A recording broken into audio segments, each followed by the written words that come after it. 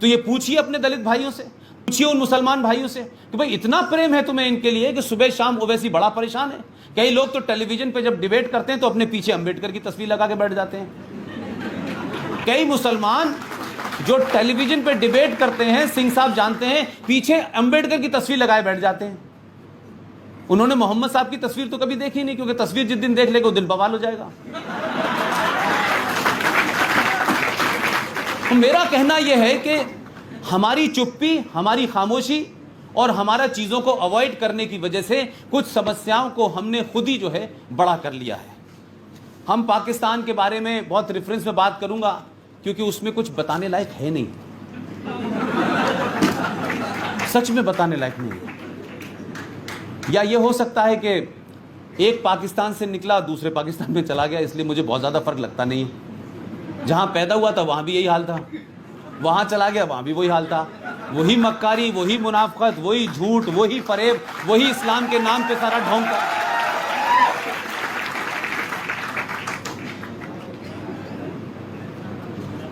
कमाल देखिए आप कहते हैं रब्बुल आलमीन, आप में से कोई जानता है इसका मतलब क्या है? रब्बुल आलमीन का मतलब होता है कि इस संसार को, इस रब, कोई रब है जो इस पूरी दुनिया को चला रहा है।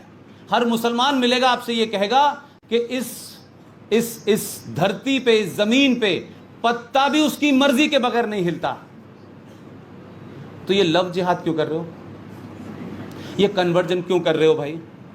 जब उसकी मर्जी के बगैर कुछ नहीं होने वाला है और उसकी मर्जी के बगैर हर चीज हो रही है, तो भाई उसकी मर्जी से ही मोदी आया है।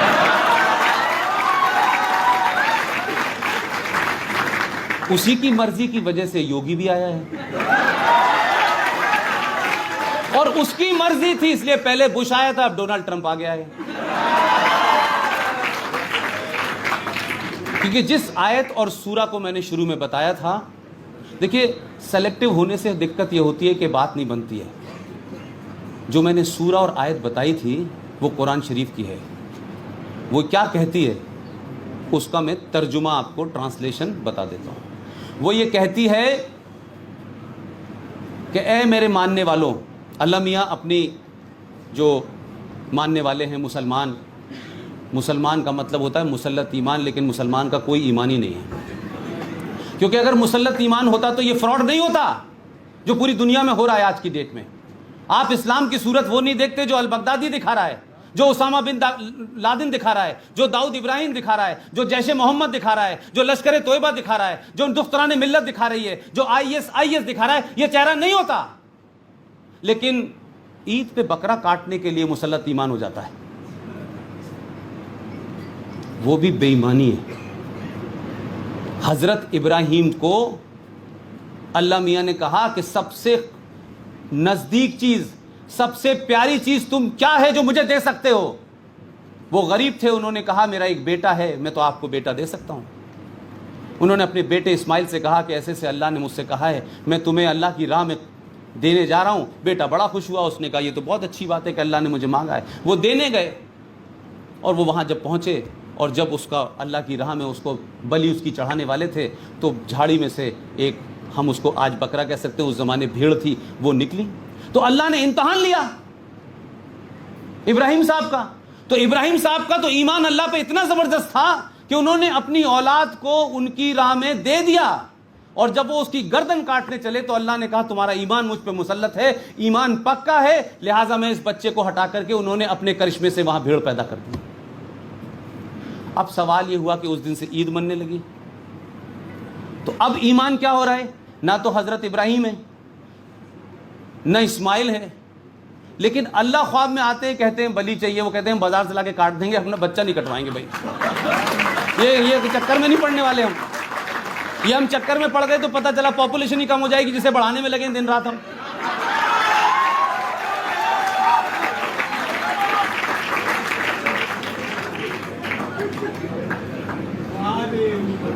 तो मैं ये जो मानसिकता है, आप जिस चीज को अवॉइड कर रहे हैं,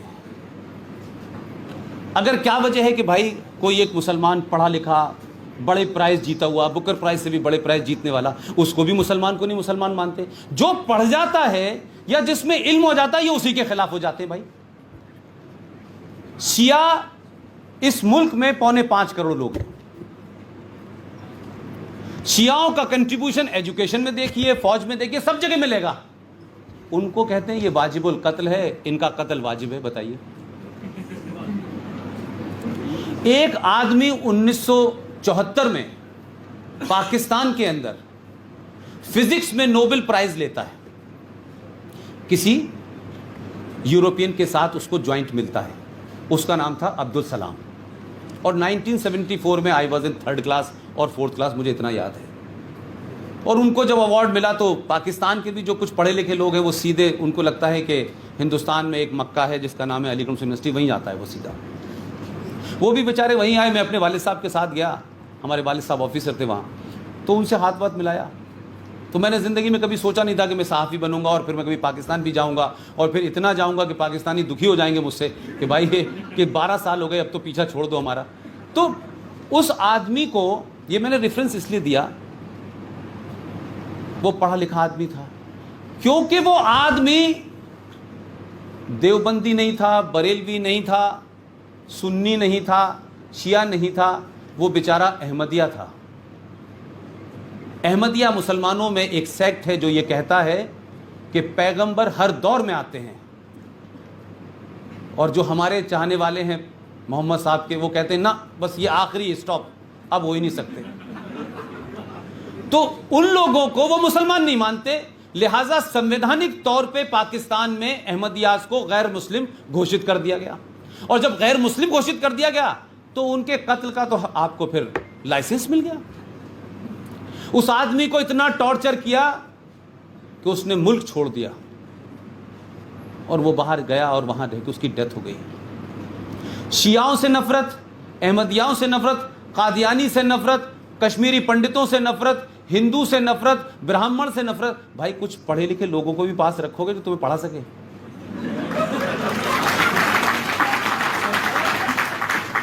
इसलिए मैंने कहा कि अक्सर सिंह साहब मुझसे कहते हैं कि क्या ट्रेजेडी है इस देश की कि जितनी बड़ी नालंदा विश्वविद्यालय को किसने जलाया। कहते हैं कि महीनों आग नहीं बुझी, ऐसी किताबें थी भाई। तो बख्तियार खिलजी भाई यहां आया था, वो रूल करता, समझ में आता था किताबों से क्या दुश्मनी थी। जो लोगों का कद बड़ा नहीं होता वो दूसरे का कद छोटा कर देते हैं। उन्होंने आग लगा दी। और कहते हैं सिंह साहब कि क्या ट्रेजेडी है कि अगर भारत के लोग उस नालंदा, उस जले हुए नालंदा को देखने जाएं कि हमारी विरासत क्या थी, तो आपको बीच में एक स्टेशन पड़ेगा, उसका नाम है बख्तियारपुर। एक ऐसे आदमी ने जिसने इस देश की इतनी पुरानी धरोहर को आग लगा दी, उससे कोई झगड़ा नहीं था। उस कौम के आदमी और उस आदमी के नाम से एक स्टेशन बना हुआ है। अब आप मुझे बताइए कि वो वहीं बता देते हैं कि आप जहां जा रहे हैं वो इस आदमी ने जलाया था, इसका नाम है, इसकी याद में हमने स्टेशन बना दिया है। तो हमारे देश में नैरेटिव गलत है, हमारे देश के अंदर इंस्पायरेशन के लिए चीजें नहीं है। इसलिए आपको इतिहास में बौने लोगों को पढ़ाया जाता है, और जब राजनीति बौने लोगों को बड़ा कर देती है तो फिर आप ये मानिए कि मुस्तकबिल कभी सही नहीं हो सकता, भविष्य कभी सही नहीं हो सकता। जो जनरेशन आएंगी वो कुंठित पैदा होंगी और कुंठित चली जाएंगी। इस देश में बड़े सोच समझ करके जिन लोगों ने भी, उन तमाम सारे लोगों ने इस देश की जनरेशन को एहसासे कमतरी, इंफीरियरिटी कॉम्प्लेक्स का शिकार बना के रखा है। वो हमेशा घर से बाहर निकलते हैं तो औरंगजेब रोड देखते हैं,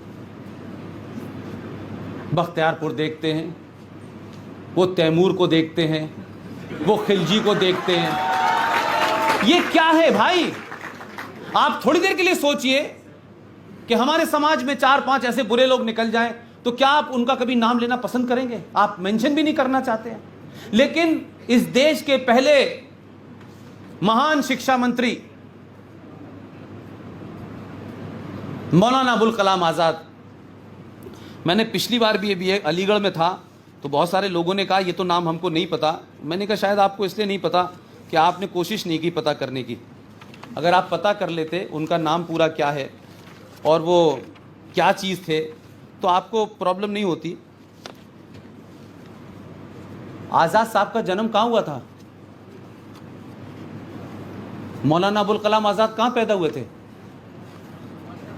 हाँ, बोले बोले, शर्मा क्यों नहीं? अच्छा जवाब दिया, ठीक जवाब दिया आपने, मक्का में ना। हाँ ठीक कह रहे हैं आप, बिल्कुल ही इज़ राइट। मक्का में पैदा होने वाले मौलाना आज़ाद ने एक किताब लिखी जिसका नाम था इंडिया विंस फ्रीडम। पढ़ी आप लोगों ने? नहीं पढ़ी? उसका लेटेस्ट एडिशन पढ़िए जो 10 साल पहले आया है। मौलाना आज़ाद जो भारत के पहले शिक्षा मंत्री थे, जो शिक्षा मंत्री अपने दौर में किताब लिखे और उस किताब में 30 पन्नों को न जोड़ पाए, इतनी उसके अंदर जुर्रत न हो और कहे कि मेरे मरने के 30 साल बाद इनको जोड़ देना, वो शिक्षा मंत्री ईमानदार होगा, इस पर मेरा बड़ा शक है। इसलिए वो 30 पन्नों को अगर आप पढ़ेंगे तो उनका किरदार, उनकी शिक्षा, उनका पूरा agenda, freedom movement, Jama Masjid की तकरीरें और तमाम सारी चीज़ें आपके सामने साफ हो जाएंगी। लेकिन हम राजनीतिक तौर से ज़रूरतों के हिसाब से लोगों को बड़ा कर देते हैं, छोटा कर देते हैं, यकायक लोग रातों रात महान हो जाते हैं और हमारी जनरेशन चाहे कुंठित हो जाए कोई फ़र्क नहीं पड़ता, लेकिन सत्ता पे जाने के लिए हम कुछ भी करने को तैयार हो जाते हैं।